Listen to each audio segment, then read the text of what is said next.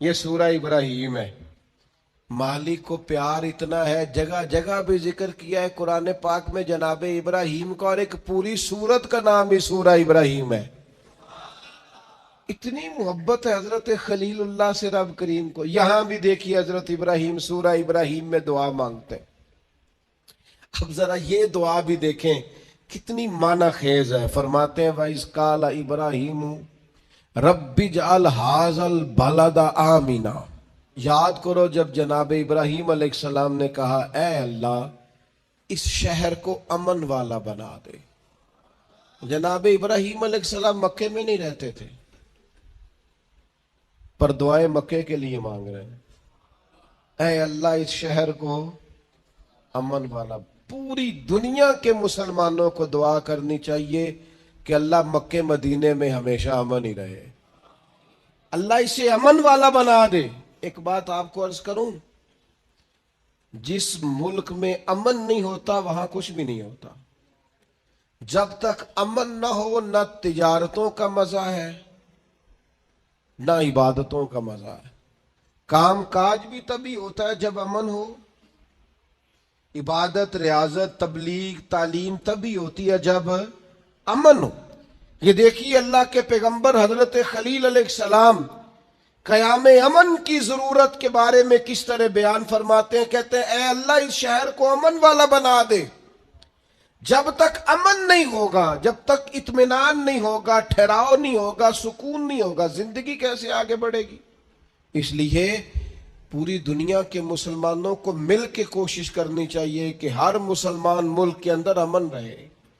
ہمیں کوشش کرنی چاہیے ہمارے شہروں میں، علاقوں میں امن رہے. ڈھیر سارے لوگ ہیں جن کو امن پسند نہیں ہوتا، بدامنی پیدا کرتے ہیں. آپ اپنے ارد گرد دیکھ لیں، یہ غیبتیں کرنے والے، چغلیاں کرنے والے، ایک دوسرے کے بارے میں سازشیں کرنے والے، شرارتیں کرنے والے، یہ سارے بدامنی پھیلانا چاہتے ہیں.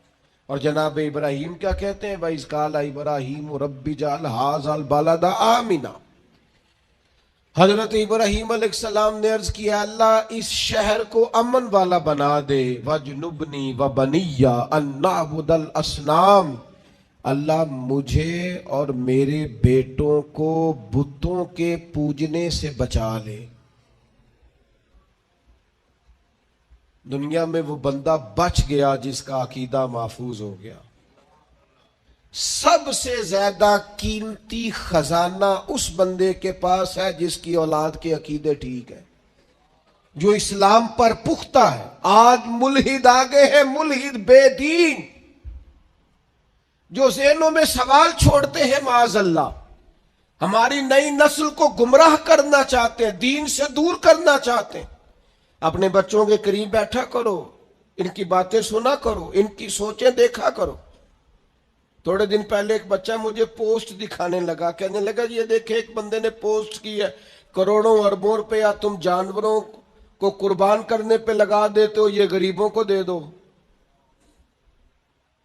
لوگوں کے گھر بن جائیں، بچیوں کی شادیاں ہو جائیں. پتہ نہیں لوگوں کو ہر دینی کام پہ ہی غریب کیوں یاد آتے ہیں، یاد آ جاتے ہیں. میں نے انہیں کہا میں دیہاتی آدمی ہوں. ہمارے ڈیرے کے ساتھ ایک ڈیرا ہوتا تھا، چاچا جی بشیر صاحب نے نا ہر سال وہ بیل پالتے تھے بیچنے کے لیے. غریب آدمی اور کہا کرتا تھا اس دفعہ میرے جانور بڑے اچھے ہیں، یہ صحیح بک گئے تو 2 بیٹیوں کی شادی کروں گا. پال کر بیچنے والے بھی غریب کم ہیں، جو کاروبار کرتے ہیں بڑے فارم بناتے ہیں. پال کر بیچنے والے بھی غریب. اور جو کسائی ذبح کرتے ہیں وہ کون ہوتے ہیں؟ او میرا سارے انو وڈا گوشت باندھے کہندے ڈاکٹر ڈکیا ہے. وہ تو کھائیں گے مرغی یا بکرا، جننے ویڑے پل دے جے ماڑے ہی کھانے نے.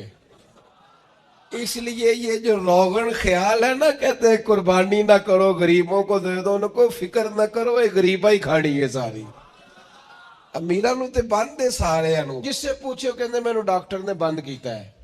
تو بھئی غریبوں کا کھلا ہے اللہ کے فضل سے، وہ انشاءاللہ کھائیں گے، بلکہ ان کے لیے صحیح کر کے کھلتا ہی بڑی عید والے دن ہے.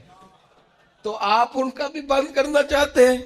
اس لیے حضرت ابراہیم کی یہ دعا کہ یا اللہ بتوں سے ہمیں بچا، ہماری اولادوں کو بچا. وہ تو بچے ہوئے تھے.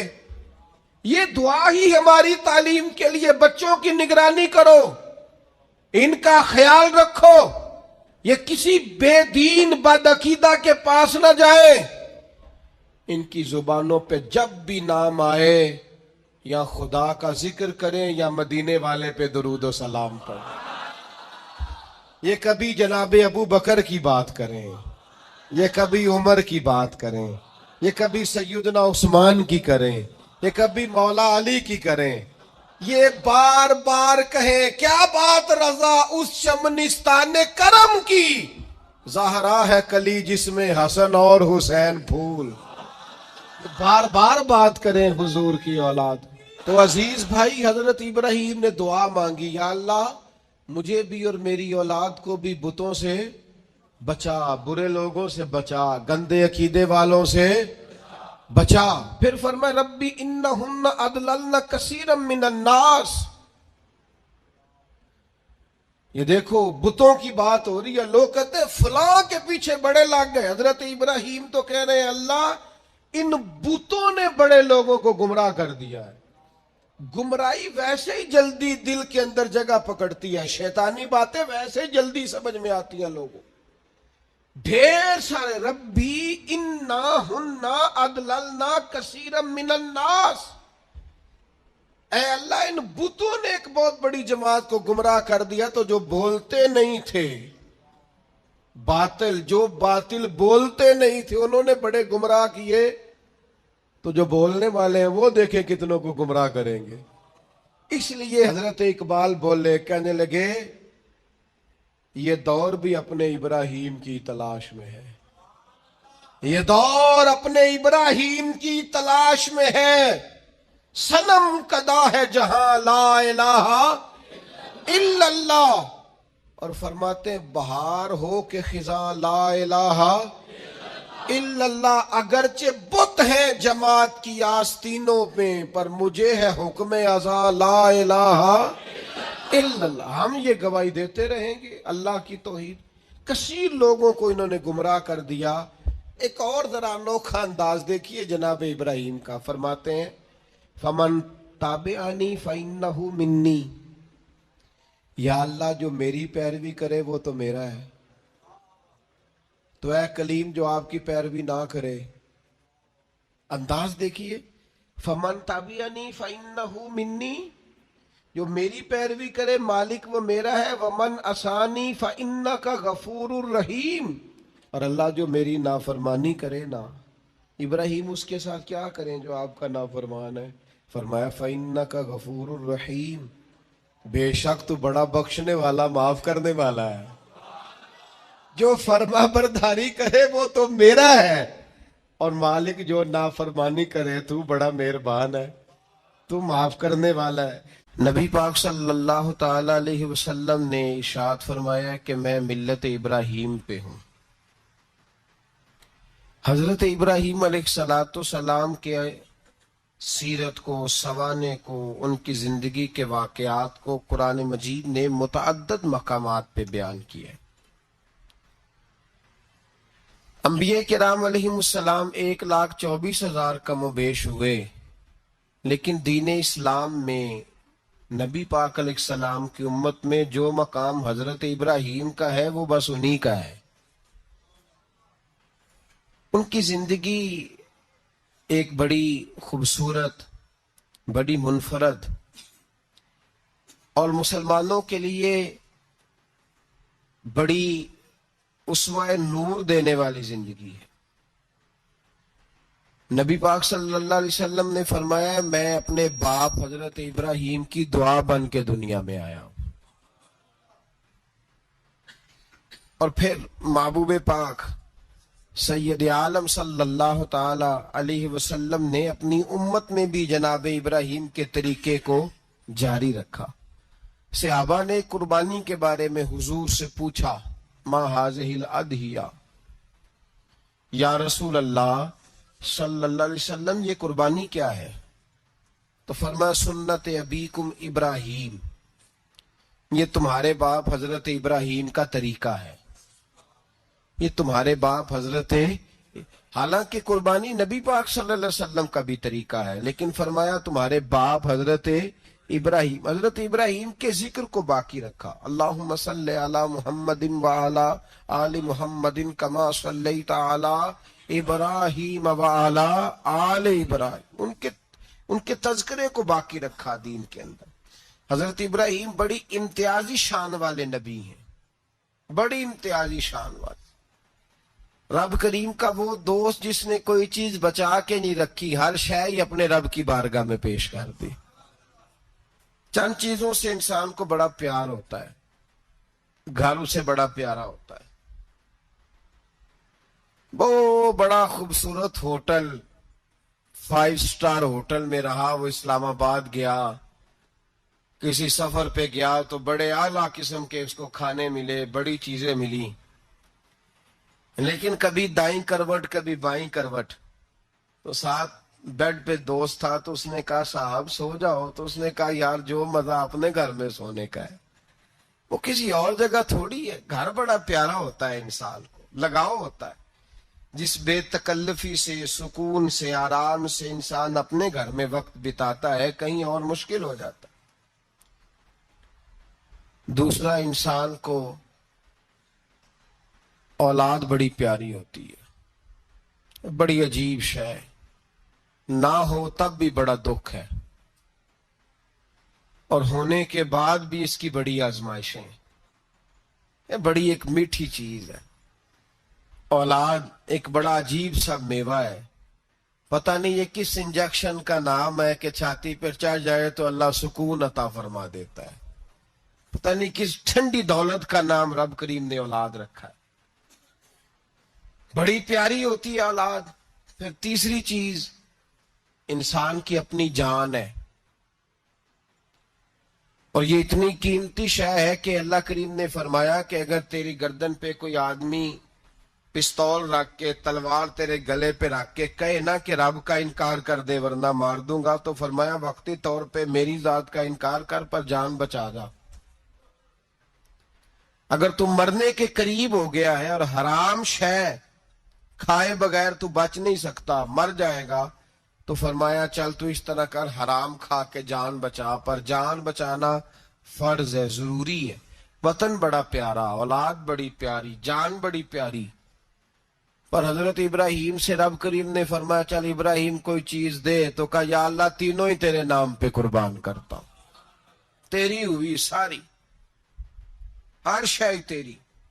حضرت ابراہیم نے دین کے لیے، آپ شہر بابل کے قریب پیدا ہوئے تھے، وہاں سے مصر آئے، مصر سے فلسطین آئے، اور فلسطین سے آ کر کے کعبہ آباد فرمایا۔ زندگی سفروں میں گزری، سفر ایک تکلیف والی چیز ہے، پر حضرت ابراہیم نے وطن چھوڑ دیا، گھر چھوڑ دیا۔ جان بڑی عزیز ہوتی ہے اصل میں نا، جب انسان جد و جہد کرتا ہے نا دین کے لیے تو اس کے رستے میں بڑی چیزیں آتی ہیں، کبھی اولاد، کبھی گھر، کبھی باہر، کبھی حکومتیں، کبھی سیاستیں، کبھی چدراہٹیں، اس کے رستے میں بڑا کچھ آتا ہے اور اسے ہر چیز کو فیس کرنا پڑتا ہے۔ گھر کے اندر بھی جنگ ہوتی ہے اور گھر کے باہر بھی لڑائی ہوتی ہے، یہ آسان ہے ہی نہیں۔ ہم تو خیر ہتھیار چھوڑ کے پھینکنے والے لوگ ہیں، ہم بھولے بھالے لوگ ہیں، ہم کہتے ہیں میں نے تو کہا تھا مہندی نہ کرو پر بیٹے نہیں مانے، بھولے جو ہوئے۔ اسی طرح حالانکہ اگر وہ بیٹا کہے نا کہ ابا جی لاؤ زندگی میں سارا کچھ میرے نام کرو تو پھر ہم بھولے نہیں ہوتے، اور اس وقت ہم تیز ہوتے ہیں، کہتے ہیں یہ کیسے ہو سکتا ہے، ہاتھ کاٹ کے دے دوں۔ اس وقت نہیں، دین کے معاملے میں بھولے ہوتے ہیں۔ بیٹا بد مذہب کے پاس جا رہا ہے تو اس وقت ہم بھولے بھالے ہیں، کوئی عرض نہیں، لیکن اگر وہ اپنی پسند کی شادی کرے ہمیں کراس کر کے، پھر ساتھ ہی ہم تیز ہو جاتے ہیں۔ تو حضرت ابراہیم نے جب دین کے لیے نکلے تو جد و جہد کی، گھر کے اندر بھی گھر کے باہر بھی۔ آپ کے والد کا نام طارق ہے، وہ توحید پرست تھے، ایماندار تھے، پرہیزگار تھے۔ آپ کے چچا کا نام آزر ہے، وہ بت پرست تھے، بت بیچا کرتے تھے۔ حضرت سیدنا ابراہیم علیہ السلام جب میدان عمل میں نکلے تو حضرت ابراہیم علیہ السلام نے اپنے گھر سے جہاد شروع کیا. لڑنا پڑا. گھر کے اصولوں سے چچا نے جو رواج بنائے ہوئے تھے اس رواج سے ٹکرائے. فرمایا میں اپنے گھر کے اندر یہ بت پرستی نہیں ہونے دیں گا. چچا کو ایک دفعہ نہیں بار بار 100 دفعہ سمجھایا. آپ کا چچا بت بنا کے بیچا کرتا تھا. حضرت ابراہیم علیہ السلام تھوڑے بڑے ہوئے تو کہنے لگا کہ چلو میرے ساتھ, تم بھی بت بیچنے ہیں, ہمارا کاروبار ہے. حضرت ابراہیم ساتھ نکلے تو بت پکڑا ہے. گندے پانی کے اندر اس بت کو ڈبوتے ہیں, کہتے ہیں کسی نے خریدنا ہے تو خرید لو, نہ یہ نفع دے سکتا ہے نہ نقصان دے سکتا ہے. جو اپنا آپ نہیں بچا سکتا تمہیں کیا بچائے گا, خریدنا ہے تو خرید لو. چچا کہنے لگا تو کاروبار چمکا رہا ہے کہ تباہ کر رہا ہے. گھر میں بڑے معاملات خراب ہوئے, جھگڑے ہوئے, لیکن حضرت ابراہیم علیہ السلام ایک منٹ کے لیے بھی اپنے گھر کے اندر بھی کمپرومائز کرنے کو تیار ہے.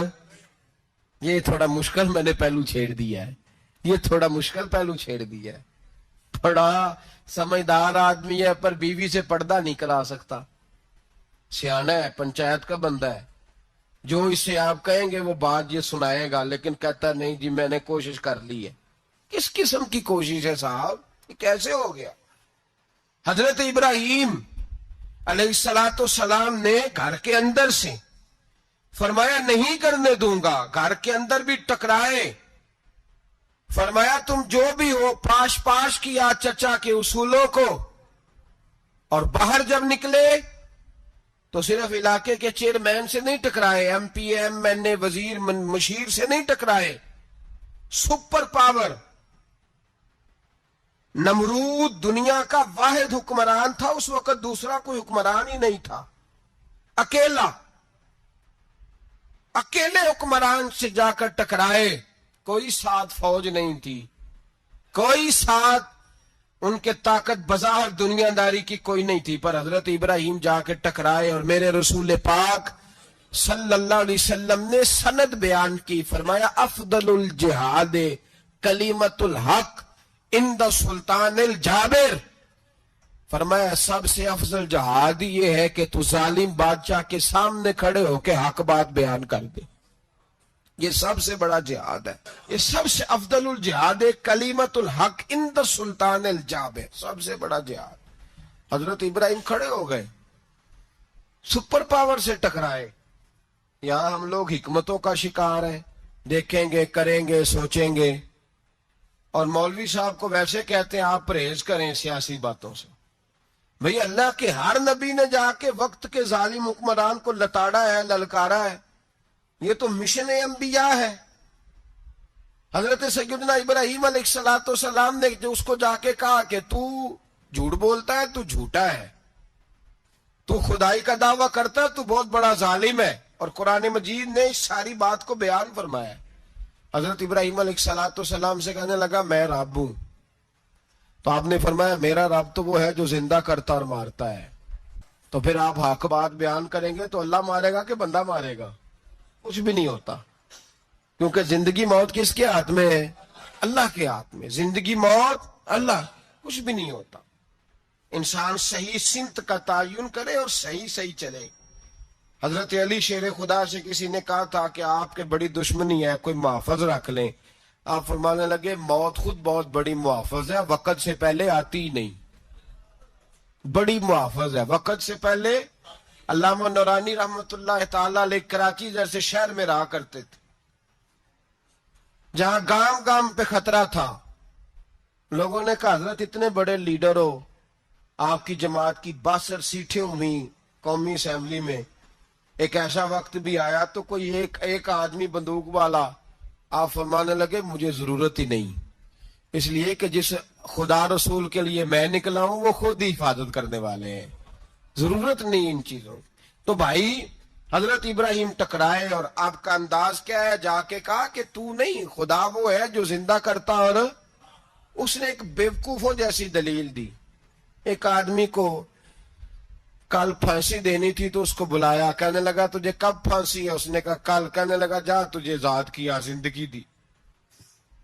اس کو چھٹی دے دی. ایک عام آدمی بیچارہ بیٹھا تھا, اس کو پکڑ کے نا کہنے لگا اس کی گردن اڑا دو.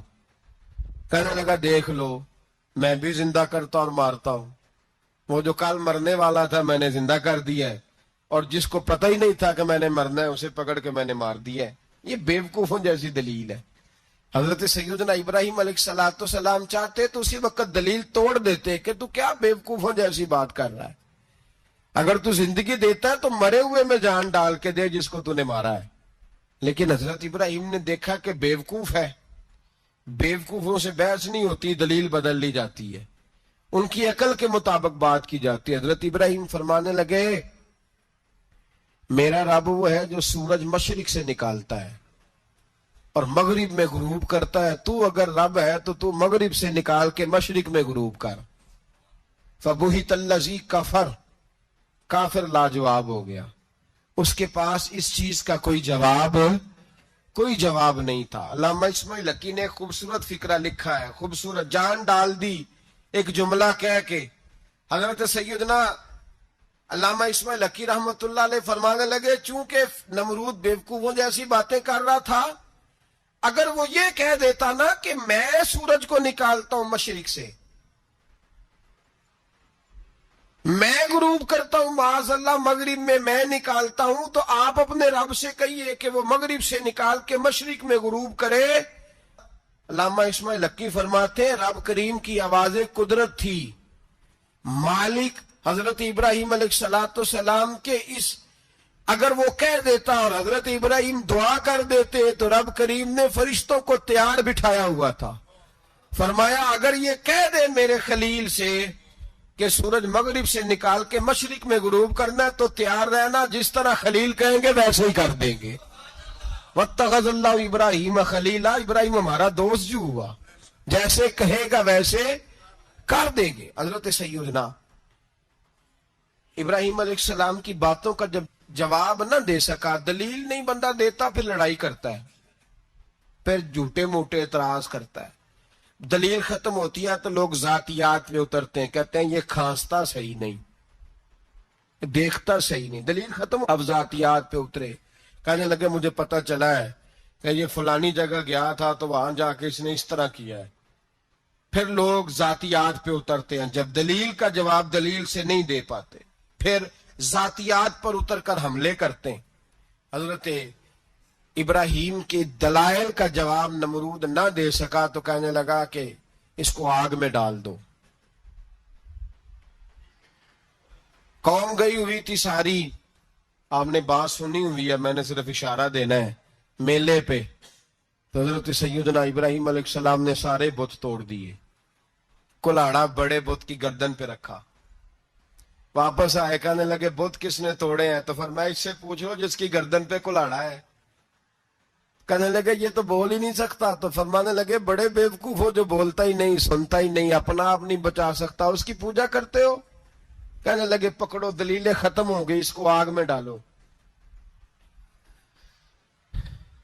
بہت بڑی حویلی